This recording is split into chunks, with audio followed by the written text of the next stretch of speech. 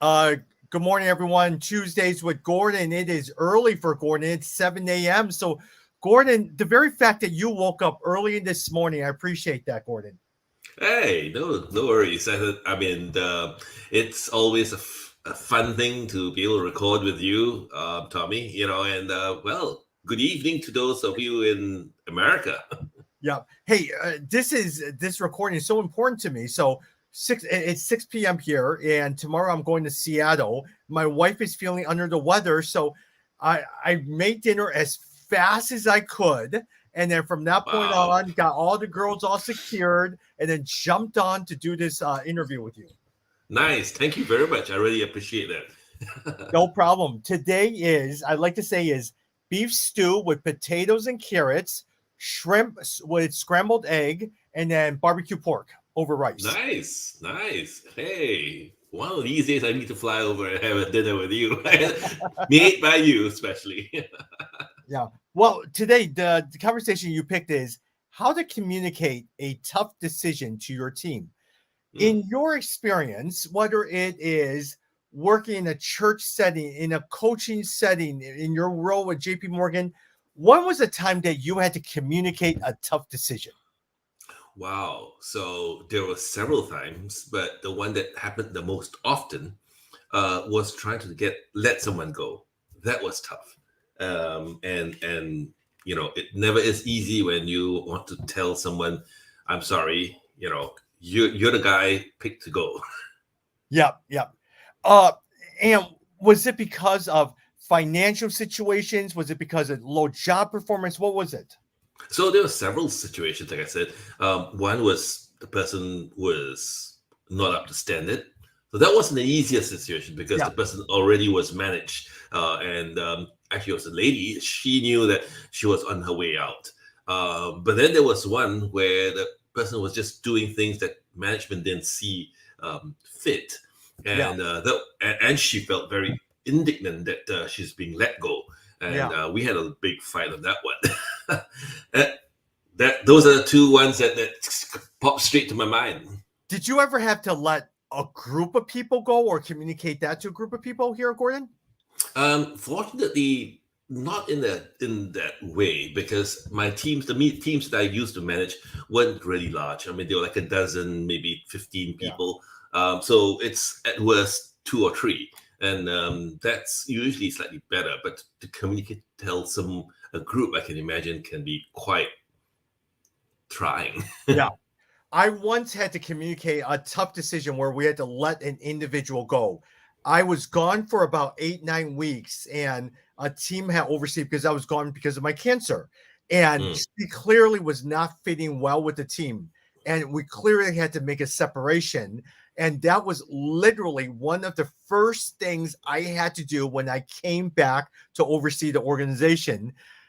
And wow, did it not go well. And boy, was she angry. And I just had to go with it. I knew in the back of my mind that we had to cut her, that she just was not a good fit. But wow, that was a hard conversation here, Gordon. It was just a Yeah, tough conversation. yeah, I know what you mean because it's difficult from many points of view. Sometimes you find it difficult to deliver the message. Sometimes it was difficult to react or respond to the reaction of the message. Yeah. And the one thing is, when you know you have to make that hard conversation, I'm not sure about you. It gives me anxiety. I sit there and Mhm. think about it. I go to bed thinking about it. I don't want to wake up because when I wake up, I know I got to face that situation that morning. You're right. You're right, and it's really difficult because um, I don't get a good night's rest the day before uh, the delivery of the message, and when I don't get good enough rest, I don't think too clearly. Yeah. And now here's the one thing is in the article it says don't bury the lead, be very very direct, and it talks about in the opening story about the executive when this author was talking and giving a talk, and he was a guest speaker. The executive comes in and says, I have to make a special announcement. He tells the workforce, well, 20% of you guys will be cut, and he leaves the door.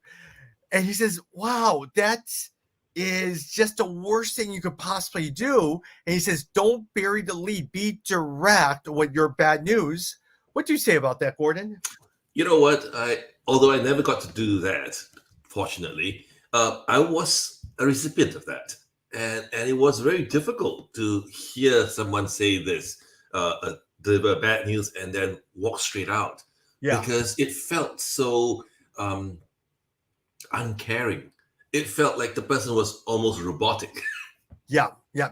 And or the guys who don't want to tell you the bad news, but frankly, Gordon, we all know this. When you call an employee meeting, everyone kind of knows what's going on. When you see the profit numbers dip and revenue numbers dip, you kind of know. And when that person is talking in circles, you're just sitting there, get to the point.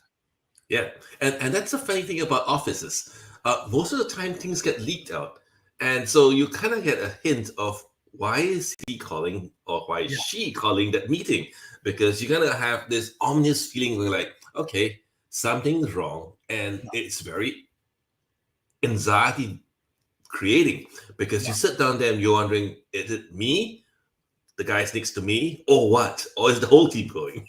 Yeah, correct. I still remember, and I was in a telecom business, and our stock was dipping. So you knew eventually it was going to come.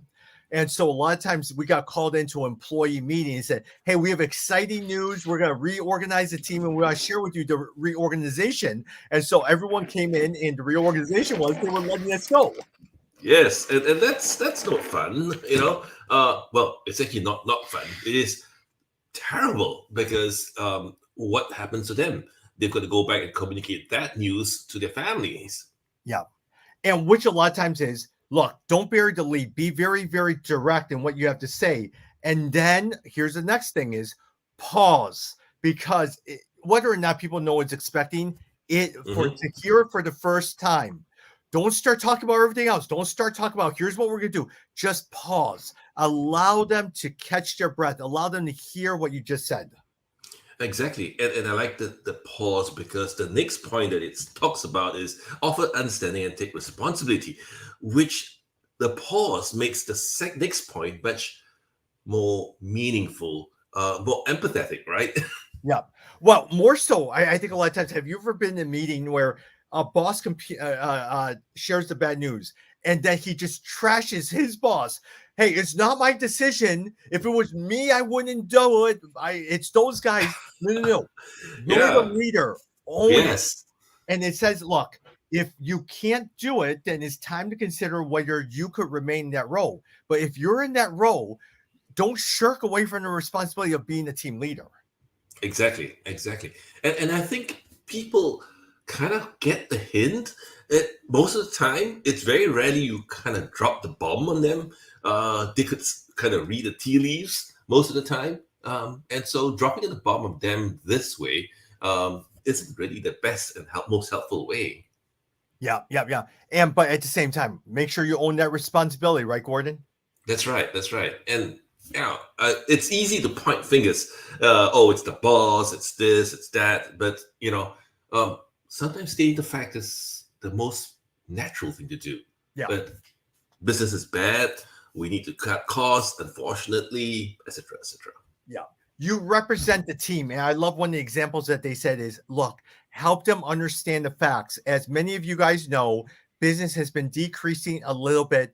We want to make sure that we understand and take care of your family. As a result, we're going to have to make this hard decision and let you go so that we have more money to make sure we pay for unemployment, all of those things. Yeah. And I think this is where the word empathy takes on a slightly more meaningful turn. And that is being able to say, don't show sympathy. Don't say, I'm so sorry, but, I really feel bad, and mean it, I think. And I would probably say not only empathy, Gordon, but genuine empathy. I find that there are certain people who practice and try to empathize, but you could tell they're not very genuine. Like, for instance, some of the phrases, guys, everyone, I know how you feel. And you're sitting there, no, you don't know how I feel because you just let me go. You've never been let go. You don't understand. More so is, I can't imagine what you're dealing with right now. Look, Yeah. I mean, all of us are in the same boat. All of you have worked very hard. I am so sorry this has happened. Words cannot even express. I can't. I'm not even going to sit there and try to say I understand because I don't. Yes. No, I think that's exactly it. I mean, in the counseling room, you can never tell that your client that you feel exactly what they feel. No, that's just telling a lie. And in this particular case, obviously, you're not the victim. Yeah. It's like a person with cancer, right? Showing empathy with the person with cancer is not saying, I know how you feel. No, no, no, no, no, no. You Unless don't. you've had cancer before, you can't say this. Yep. And even if you have been let go before, you have no right to say that. No. I find some of the best things to show empathy is I'm here to listen. I don't want to understand how you're feeling, but I just want you to know I will be there for you. And I have a listening ear and I am always available. Yep. Which I think is the next point in the article. Show openness. Yeah. Invite them, do come and talk. It's a difficult time, and yeah, let's talk. Yeah. Especially if you're the boss or the manager or the supervisor says, we've always heard that. My office door is always open, which also ties in with anyone open is and prove it. You got to prove it. Make sure your door is open. Make sure you're available for people. Hear what people have to say. Help them process through all those things. Don't do all the talking, but help them and listen to what they have to say. And I think this is when the deliverer of the message needs to prepare, because the reaction that the deliverer of the message wants to do is to try and get out of the way and hide somewhere. And so I think it's important to kind of sit down maybe the day before to kind of just process your own feelings about it. Okay, as soon as you said this, it reminded me of something that happened yesterday. You ever heard the restaurant Panda Express? Not really, but yes, go ahead. Panda Express is this fast food and where you have different stations and people are preparing. So I walked in there to pick up some food. There's a line about 10 people long, right? And so suddenly I get to the front row. Right. And so there's about 9 other people behind me. The manager is clearly frustrated, but he doesn't know how to communicate with the team. He wants the team to keep working faster, but there's only so much the team could do. They're working. And so all this manager is doing is just sitting there. And I felt bad for the poor lady who was serving me. He just stood next to her telling her, you got to be faster. You got to be faster. There's 9 people in there. You know what? I don't want to be putting stress on you, but you got to be faster. I'm sitting there. Oh my Lord, you are creating. This is more stress. This is terrible.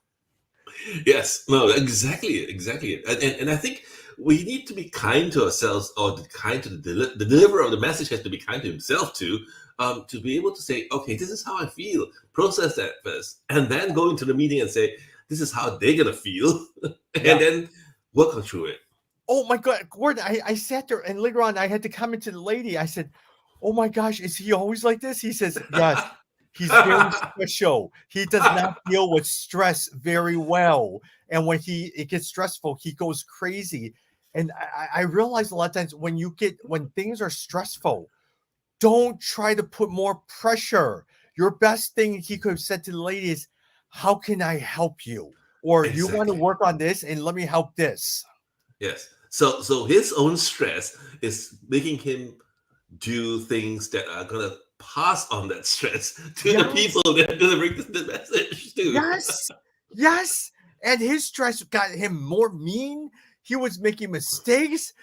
Everyone making on edge. And I'm sitting there and you're actually not even accomplishing what you're supposed to be doing because the line keeps getting longer and longer because it's a high stress situation you're creating right now. Yes. And I think that's why the article suggests that you need to prove it.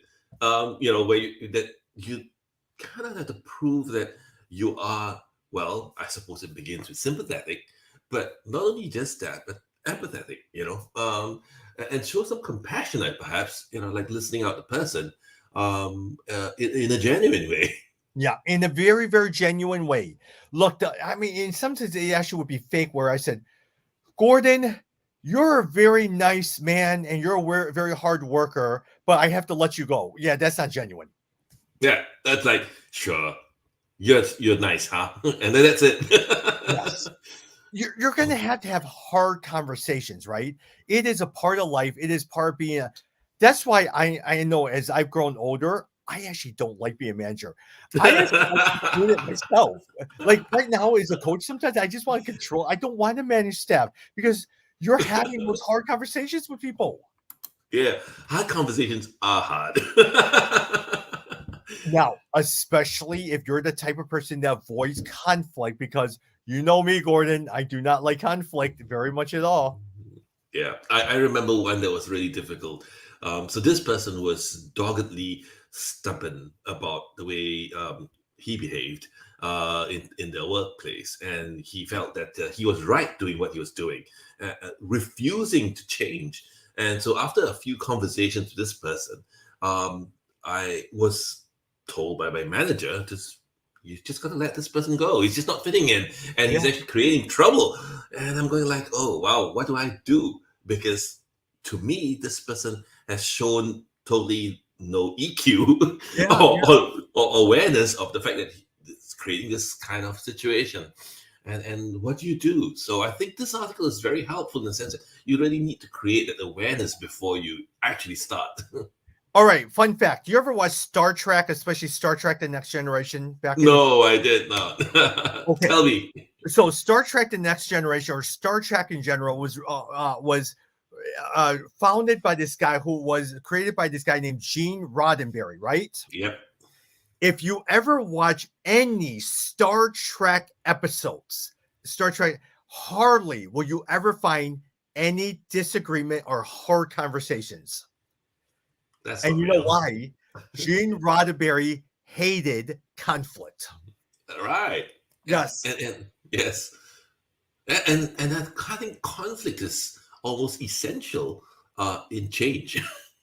Yes. And a lot of times I would probably say is unfiltered debate. You have to get your team disagreeing with each other, because if everyone kind of agrees with you, then you're doing something wrong, because you're not going to be perfect. So you need to have different people just disagreeing with you.